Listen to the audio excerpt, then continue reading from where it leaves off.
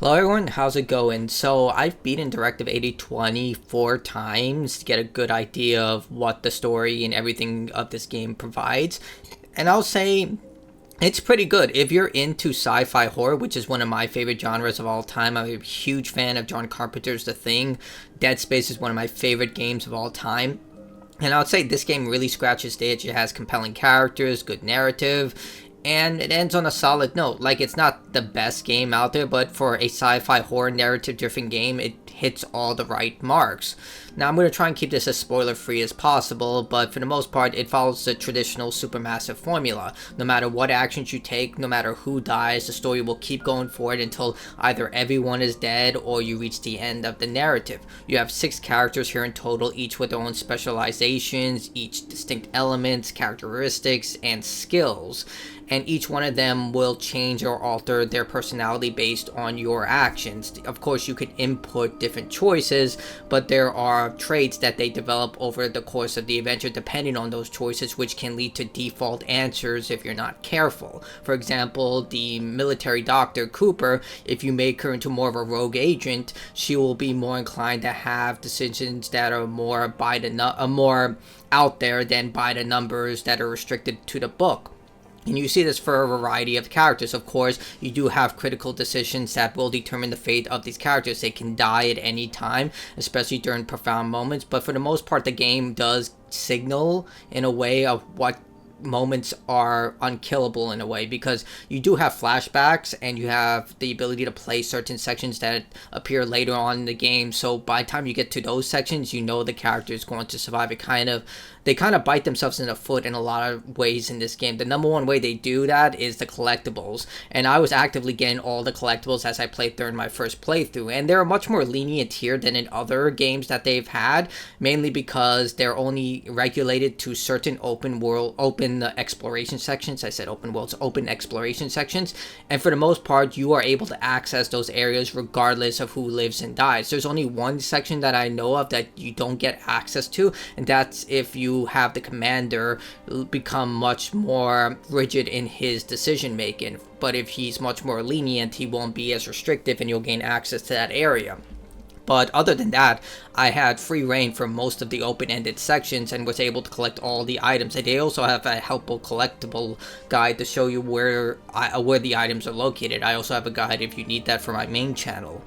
But the narrative does follow more or less like a linear structure. There aren't, as far as I can tell, areas that are very exclusive, like say in Little Hope, where there are areas you can only access if you make certain actions. As far as I can tell, all the open-ended sections are available no matter what. I played the game where I saved everyone, where everyone died, where only certain people lived, I even had a playthrough where only one person lived. That was Cooper. She's actually my favorite character in the game. But as far as I can tell, you're given access to all the areas.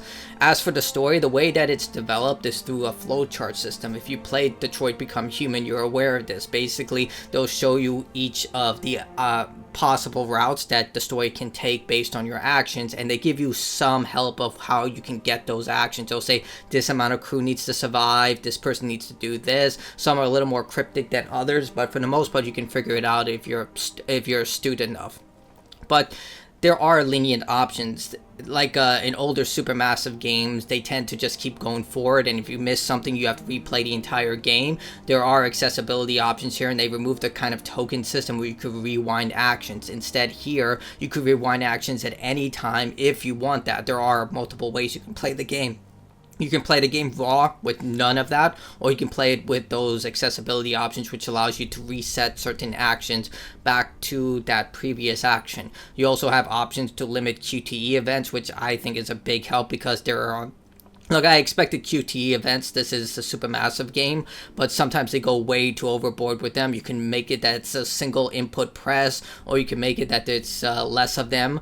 But yeah, they do give you a lot of options of how you can play the game depending on your own play style. Now, in terms of the raw gameplay, there are mostly sneaking sections in this game, and they're done okay. They're the most bare bones ones that you can imagine, to the point that you really have to try if you want to die in those sections. You do get a free pass in the way that you can defend yourself one time with a QTE event, but if you fail that, you die instantly and that's it.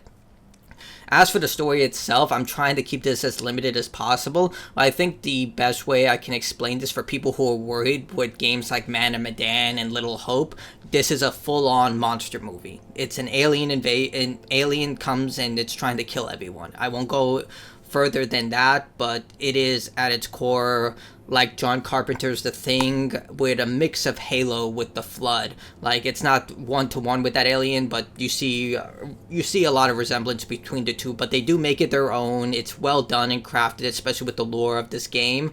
I think the biggest fault with the story is the collectibles, because it basically exposes a lot of the critical details that you find out later on in the game. They could have done this a little more tastefully, but I would say by the 20% mark, I was able to figure out what was going on in this entire story, because I was actively getting the collectibles, and I figured out who the crew was, what was going on, and everything that transpired almost like instantly. If you don't get the collectibles, I think that's the best option here. I think one of the more stingiest thing is that the game does remove certain lore elements. Now, this is part of the Dark Pictures anthology, but unfortunately for you to gain access to that lore, you have to pay extra for it, which I think is just stingy. I've always hated that Curator cut the situation that they did with people who pre-ordered the game. It's not here as far as I can tell, but for those who don't know, the Curator cuts for these games basically allow you to play alternative versions from the different perspectives of the characters, but here they basically make it that the only way you can find out how this is connected to the wider lore universe is for you to pay extra for it, which I think is just wrong. Like, I don't mind if they put pre-order bonuses like in the way of cosmetics and stuff like that. Like, it's just the way things are in the modern day. I wish they would just include that in the game. But for here, I really think that was the bad path. If you want to keep the pre-order bonuses to exclusive cosmetics and stuff like that, but the game, in terms of the lore, which is a huge thing with this title, you should have made that part of the game. But overall, I think if I were to give this game a score, I'd give it the highest 7 I can possibly imagine. It is a really good narrative-driven game, great story, characters, finale, and it ends on a high note. Like, it's not a really long game. Like, this is a $50 game. It takes around 5 hours to complete if you just rush through everything. Like I said, I was getting all the collectibles, looking for every area within the game. There are a handful of puzzles, but they're only regulated to getting collectibles because you need to open lockers and stuff like that. But there's only like one puzzle that's mandatory where you have to unlock a computer. Most of it is you just sneaking around the monsters and you trying to get from point A to point B. Most of the narrative is just you determining how you wish for it to end. In that case, that's what I got, and that's what I wanted from this. I wanted a monster movie sci-fi adventure, and that's exactly what I got, and I'm satisfied with that. The characters were well crafted. Each one of them had their own distinct perspective on everything that was transpiring. They have secrets, alliances, difficulties, and there are some really profound choices here which can shift the story in a variety of ways. I will say that the alien itself is inconsistent. It's a lot like with the latest episode of The Boys. Sometimes Homelander has super hearing, and other times he just loses that ability. It's the same thing here. They have the alien able to do a lot of different abilities. I'm trying to keep spoilers as limited as possible, but then sometimes it doesn't have access to those abilities. Like, I think this would be, it's not a big spoiler, but it can absorb the memories and knowledge of anyone that it infects, but then there will be times where it can't, like it will just act odd.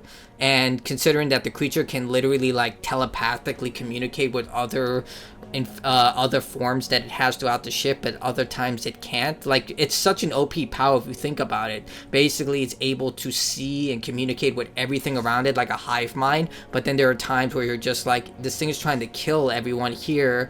The growth is everywhere, but somehow it doesn't see them in this specific location. You see what I mean? It's like, if it has this type of godlike ability where it can literally be everywhere and anywhere at once, where it can hear everyone where its growth is, but then other times it can't. Like, they really, I think they wrote themselves in a corner there where they're just like, okay, we need to lock down this ability on certain aspects, but then we need to remove it for certain elements. Like, other times it can hear you, and then it uses that information to help itself for later infections or infiltrations. I said infection, infiltrations, but then other times it loses that ability. You see what I mean? It's also the strength of the creature varies. Like sometimes it's so strong it can literally crawl up walls like Spider-Man, and then other times it literally can be taken down by you just fighting correctly. Like the alien is very inconsistent in its abilities. I really think that they wrote themselves in a corner and they had to shut off certain aspects for it. But overall, decent game, good sci-fi horror adventure. If you're into games like Dead Space and movies like The Thing, I think you will really like it. I enjoyed it. But that's it for me. Tell me what you think about the game, if you played it, if you're going to give this a shot. And that's it for me. Bye.